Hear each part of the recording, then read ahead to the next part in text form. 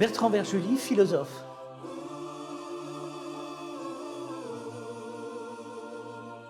Antoine Arjakovsky, historien.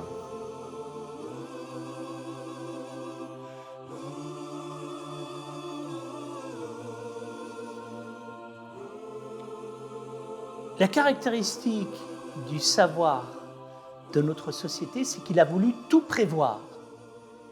Et à chaque fois qu'il a voulu tout prévoir, il s'est trompé. Pour la première fois, avec la crise que nous traversons, ce qui se passe dépasse nos prévisions.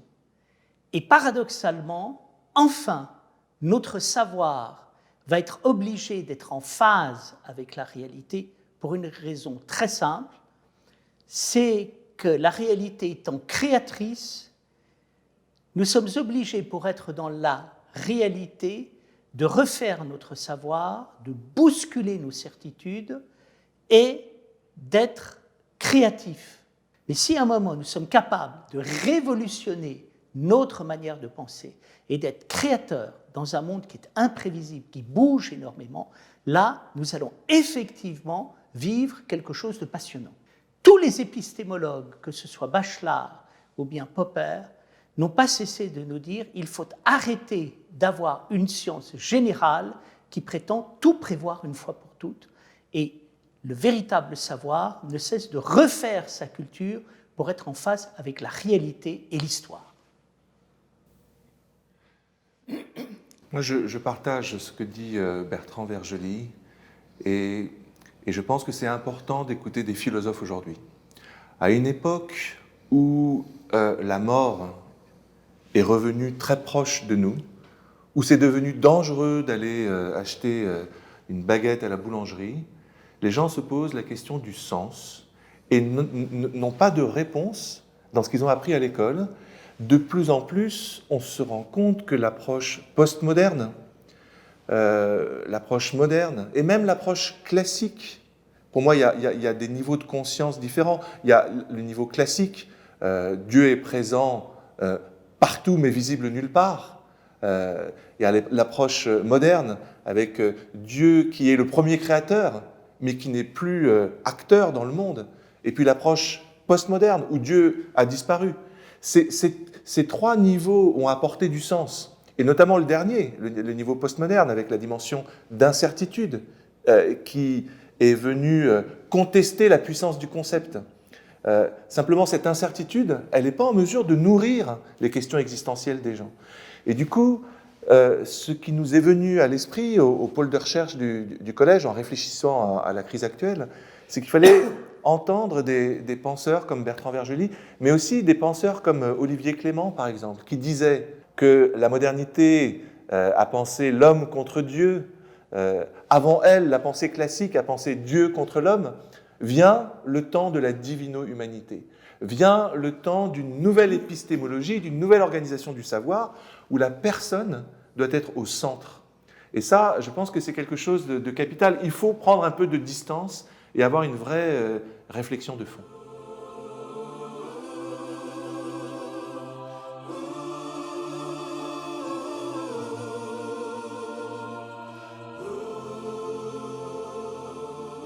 Quel est le problème de la technique? Le problème de la technique, c'est le problème de l'illusion dans laquelle nous sommes. Nous demandons à des moyens techniques, pragmatiques, utilitaires, égotiques et matériels de résoudre les grandes questions métaphysiques de notre monde. Aujourd'hui, on demande aux robots ou bien à l'intelligence artificielle de résoudre le problème de la mort. Le problème de la mort n'est pas un problème technique qui consisterait à nous donner d'un corps immortel. Le problème de la mort est un problème fondamental lié à l'apparition, à la disparition à l'intérieur du monde.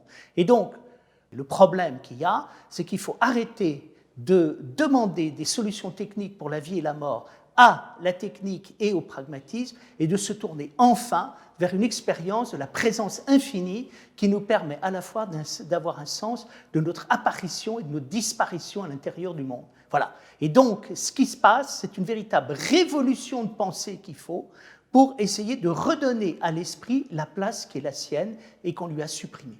Moi, je m'intéresse beaucoup à un mouvement qui s'appelle le mouvement des convivialistes. Des gens comme Alain Caillé, qui viennent ici de temps en temps, comme Dany Robert Dufour, par exemple, qui dénoncent l'hubris, la capacité justement de démesure, de faire ce qu'on veut n'importe comment.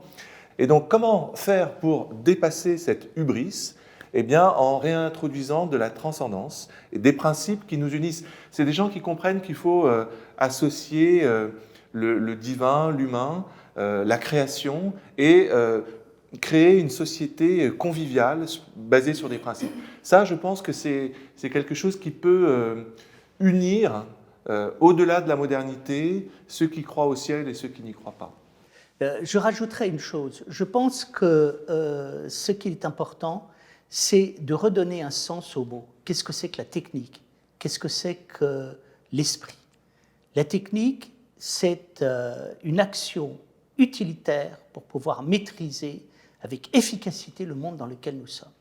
L'expérience de l'esprit, c'est l'expérience de la présence, une présence qui peut être matérielle, personnelle ou transcendante. Et je crois qu'on confond tout. Il faut faire deux choses. Il faut d'une part avoir un rapport utilitaire efficace au monde dans lequel nous sommes, mais d'autre part redonner aux hommes le moyen de leur propre présence. On n'imagine pas le potentiel d'inspiration, de créativité qu'il y a dès que les hommes vont dans la présence, et en particulier dans la présence divine. Et donc, l'énorme problème dans lequel nous sommes, c'est un problème d'ignorance. Les hommes ne savent plus ce qu'est l'esprit, et la technique veut leur faire croire, via des réseaux idéologiques et également des pouvoirs qui sont des pouvoirs politico-financiers gigantesques, qu'ils vont pouvoir résoudre tous les problèmes des hommes. Et donc je crois qu'il y a un travail de pédagogie à faire pour le monde de demain, à savoir réapprendre la technique, qu'est-ce que la technique peut faire, quelles sont les limites de la technique, et d'autre part, qu'est-ce que c'est que la présence, comment nous pouvons pratiquer la présence, et comment celle-ci peut venir nous inspirer.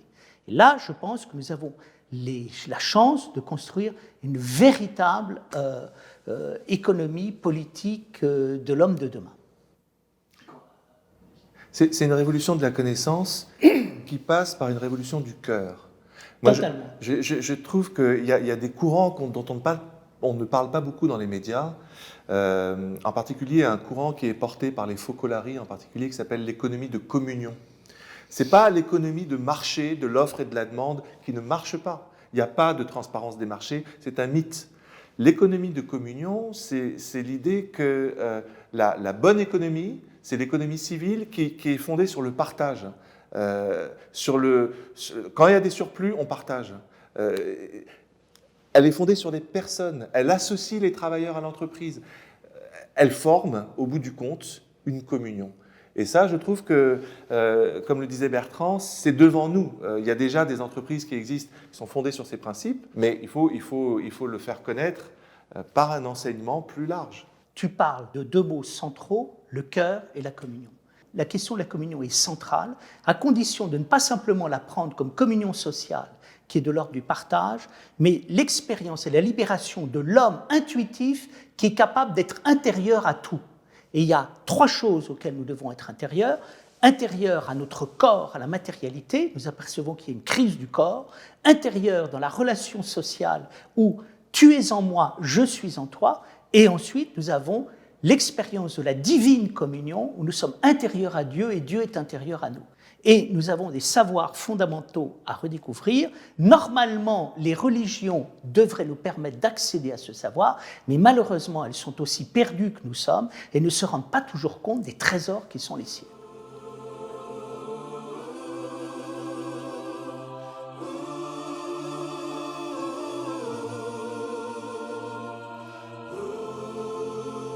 Il y a quelque chose qui est extrêmement important, c'est de faire ce que j'appelle l'expérience de la connaissance.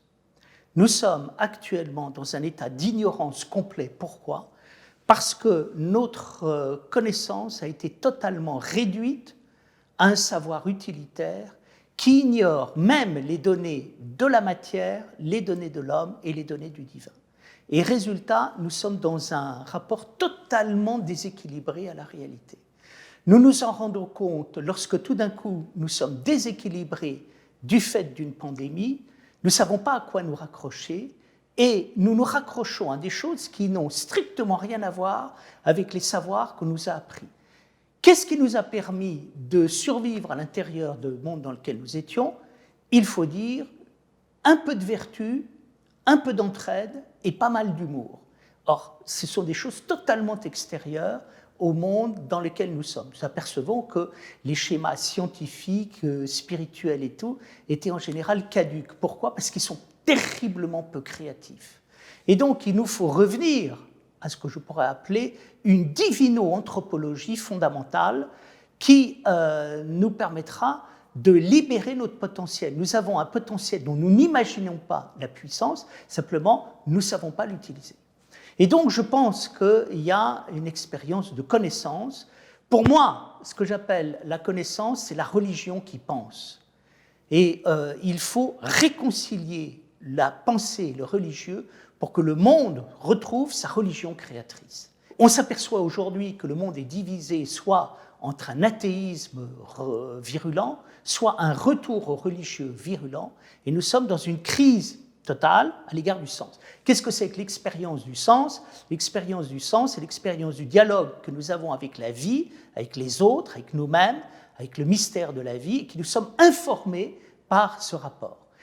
Je dirais que cette connaissance ne demande qu'à nous aider, à nous de la vivre. Et donc, ce qu'il faut, c'est faire des universités générales du sens de la vie. Voilà une belle proposition et qui rejoint aussi les propositions sur lesquelles on réfléchit au pôle de recherche des Bernardins, grâce à des gens que connaît bien Bertrand Vergely, en particulier le physicien Bassarab Nicolescu. C'est l'un des fondateurs en France de la transdisciplinarité. On connaît l'interdisciplinarité dans les universités depuis 30 ans.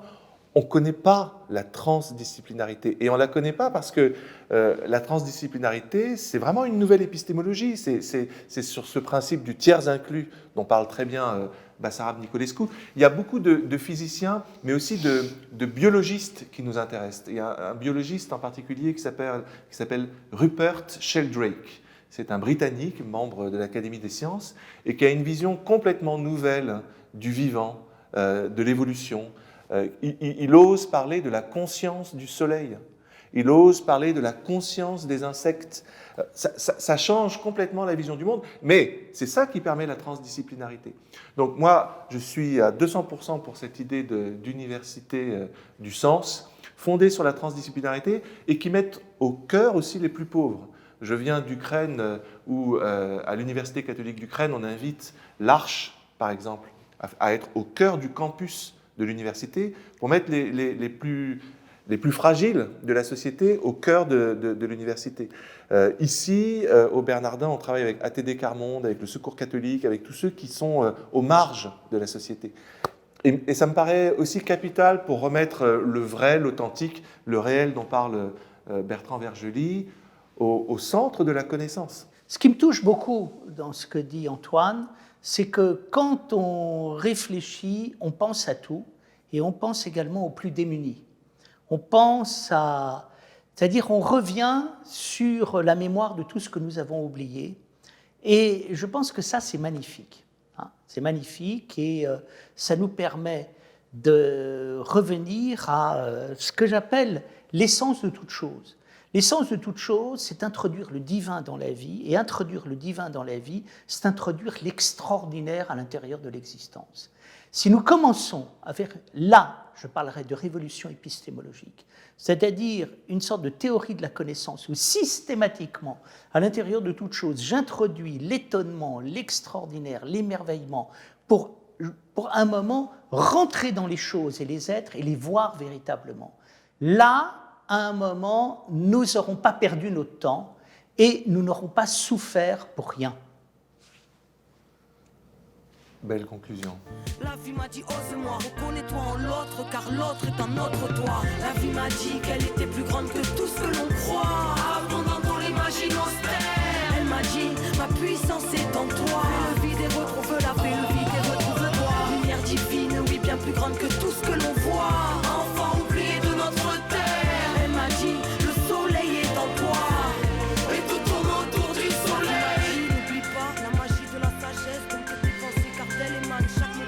rester ma